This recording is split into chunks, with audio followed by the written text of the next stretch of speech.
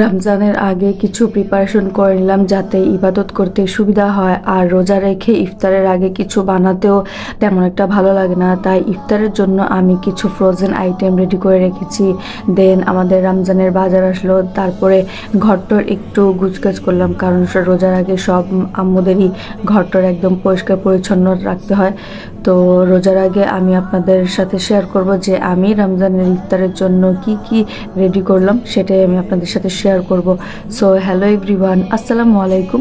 তো সবার ফার্স্টেই আমি আমাদের ঘরের কি অবস্থা দেখেন, তো সবার ফার্স্টেই একটু রোজার আগে ঘরটা একদম ভালোভাবে পরিষ্কার পরিচ্ছন্ন করে নিলাম। রোজার আগে ঘরের টুকিটাকি সব কাজ টাজ কমপ্লিট করে নিয়েছে, আর এই সাইডে আমার ছোট একটা কর্নার ছিল আমার টুকিটাকি জিনিসপত্র অর্গানাইজ করার জন্য, তো সেটাও আমি গুছিয়ে নিলাম। তারপরে বিছানাটা গুছিয়ে তারপরে এই তো সন্ধ্যার পর আমাদের রমজানের বাজার চলে আসলো। তো বাজারে আমাদের রমজানের মধ্যে যা যা লাগে, ট্যাং, দেন হচ্ছে যে ছোলা, ডাবলি, তারপরে হচ্ছে বেসন টেসন, আমাদের মানে রমজানের মধ্যে যা যা লাগে সেগুলোই একবারে আমাদের বাজার চলে আসছে। চিনি, দেন হলুদ, মরিচ, লবণ, আর সবার লাস্ট এই তো আমার ফেভারিট, এবার আমি চেয়েছিলাম যে এই ভাইরাল ট্যাংটা আমি আনবো, তো খুবই সুন্দর, এটার সাথে একটা জগ ফ্রি দিয়েছে। তো এটাই ছিল আমাদের রমজানের বাজার।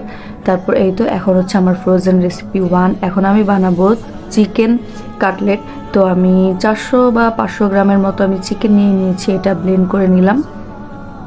ব্লেন্ড করার পর এখন এটার মধ্যে আমি 2 চা চামচের মতো লবণ দিয়ে দিলাম। তারপর হচ্ছে হালকা একটু জিরা গুঁড়া, দেন চিলি ফ্লেক্স, দেন আমি একটা চিকেনের মশলা দিয়েছি। তারপর একটা কাটা পেঁয়াজ দিলাম, একটু একটু কাঁচামরিচ দিলাম। তারপরে আমার এই ডোটা খুবই সুন্দরভাবে হওয়ার জন্য আমি একটু কর্নফ্লাওয়ার ইউজ করলাম, যেন এটা খুবই সুন্দরভাবে মানে মিক্সড হয়, গা একদম ছেড়ে ছেড়ে না যায়। তারপর এই তো ভালোভাবে তেল দিয়ে একটু মিক্স করে এখন আমি এটার কোটিং করব। তো আমি এখানে ডিম নিয়ে নিলাম। তারপর হচ্ছে আমি নিজেই বাসায় আমি এই ব্রেড ক্রাম্বটা তৈরি করেছি। আপনারা চাইলে আপনাদের বাজার থেকে কিনেও আপনারা সেটা ইউজ করতে পারবেন। তারপরে এখন হচ্ছে যে আমি এটা ছোট ছোট গোল করে একটু চ্যাপটা শেপ দিয়ে নিব, কারণ কাটলেট যেহেতু বানাবো এই জন্য আমি একদম গোল গোল শেপ দিইনি। এখন হচ্ছে কোটিং করব। তো সবার ফার্স্টেই ডিমের মধ্যে একটু চুবিয়ে, দেন ব্রেড ক্রাম একটু চুবালাম, দেন আমি এটা ডাবল কোটিং করেছি। আপনারা চাইলে এটা সিঙ্গেল কোটিংও করতে পারবেন, কিন্তু এটা কিন্তু খেতে অনেক বেশি মজা হয়েছে। একটা আমি ভেজে ট্রাই করেছিলাম। তো এই তো এরকম একটা একটা করে আমার সবগুলো কাটলেট তৈরি হয়ে গিয়েছে। অবশ্যই কিন্তু কমেন্টে জানাবেন যে আমার এটা রেসিপিটা আপনাদের কাছে কেমন লেগেছে। দেন আমি ওভারনাইট ডিপ ফ্রিজে রেখে দিয়েছিলাম, পরদিন সকালে আমি এটা বক্সে ভরে আমি রেখে দিয়েছি। তারপর আমি ধনেপাতা আর পুদিনা পাতার একটা চাটনি বানিয়ে রেখেছি, এটা ভাজা পোড়ার সাথে খেতে অনেক বেশি মজা লাগে। তো এটা আমি বানিয়ে এটা রেখে দিলাম।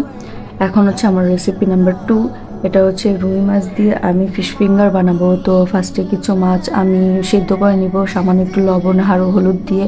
সিদ্ধ করা হয়ে গেলে আমি কাটার থেকে বেছে আমি মাছগুলো নিয়ে নিব। এখন হচ্ছে আমি হালকা একটু মানে চুলায় রান্না করে নিব। তো তেলটা গরম করে আমি সামান্য একটু পেঁয়াজ আর মরিচ হালকা একটু ব্রাউন কালার করে ভেজে নিয়েছি। দেন ভেজে নেওয়ার পর আমি যে মাছটা বেছে রেখেছিলাম সেটা একটু দিয়ে দিব। দেন এটা ভাজা ভাজা হয়ে গেলে এখন আমি এটার মধ্যে আমার পরিমাণ মতো মশলা দিয়ে দিব, লবণ, হলুদ, মরিচ, দেন কিছু আদা, অল্প একটু আদা রসুন বাটা। তারপর আমি একটা আলু ম্যাশ করে রেখেছিলাম, সেই আলুটা দিয়ে দিলাম। তারপর এটার মধ্যে একটু কর্নফ্লাওয়ার দিয়েছি, যেন এটারও একই অবস্থা মানে থিকনেসটা খুবই সুন্দর হয়, যেন আমার ইয়াটা যখন আমি শেপ দেবো তখন খুবই সুন্দর একটা শেপে আসে। তারপর সবার লাস্টে একটু ধনেপাতা কুচি দিয়ে আমি সুন্দর মতো নাড়াচাড়া করে নামিয়ে নিব একটু ঠান্ডা হওয়ার জন্য। তো এই তো এটার লুকটা খুবই সুন্দর হয়েছে আর টেস্ট অনেক ভালো হয়েছে। তারপরে আবারও কোটিং করার জন্য আমি 2টা ডিম হালকা একটু লবণ আর হালকা একটু গোলমরিচ দিয়ে আমি ভালো মতো এটা ফেটিয়ে নিলাম, কারণ এটার পরিমাণটা একটু বেশি, তাই 2টা ডিম নিয়ে নিয়েছি। আর আবারও আমার বাসায় তৈরি করা ব্রেড ক্রাম্ব দিয়েই আমি এটাকে কোটিং করব। তো অ্যাজ ইউজুয়াল আমি সুন্দর মতো অল্প একটু আমার হাতের মধ্যে নিয়ে আমি একটু লম্বা লম্বা শেপ করে নিয়েছি। তারপর হচ্ছে আমি ডিমের মধ্যে এটা ভিজিয়ে তারপর আমি কোটিং করে নেব। আপনারাও চাইলে অবশ্যই কিন্তু এই রেসিপিগুলো ট্রাই করবেন। আর রোজার আগে আমি এগুলো করে নিয়েছি যাতে ইবাদত করতে পারি। আর আমি সবসময় রমজান মাসে পুরোটা মাস আমি চেষ্টা করি যে কোরআন শরীফ 1 খতম দেওয়ার, তাই ইফতারের আগে আমি এইসব কখনোই করি না, সব কিছু আগে আগে রেডি করে রাখি। আর রমজান মাস হচ্ছে আমাদের ইবাদত করা মাস, তাই আমরা যত বেশি সম্ভব আমরা রমজান মাসে ইবাদত করার চেষ্টাই করব।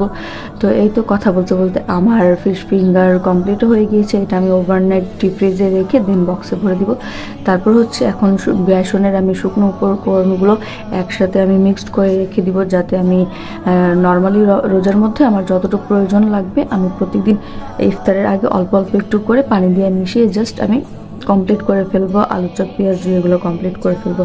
তো সবার ফার্স্টে আমি বেসনটা একটু ভালোভাবে ছেঁকে নিয়েছি। ওটার মধ্যে আমি একটু চালের গুঁড়াও দিয়ে দিলাম। তারপর হচ্ছে লবণ, হলুদ, মরিচ, জিরা, গরম মশলা এগুলো সব কিছু আমি ভালো মতো দিয়ে আমি এটাকে মিক্স করে নিয়েছি। একবারে অনেকগুলো মিক্স করে আমি বক্সে রেখে দিব, যাতে আমার অল্প অল্প করে নিতে আমার সুবিধা হয়।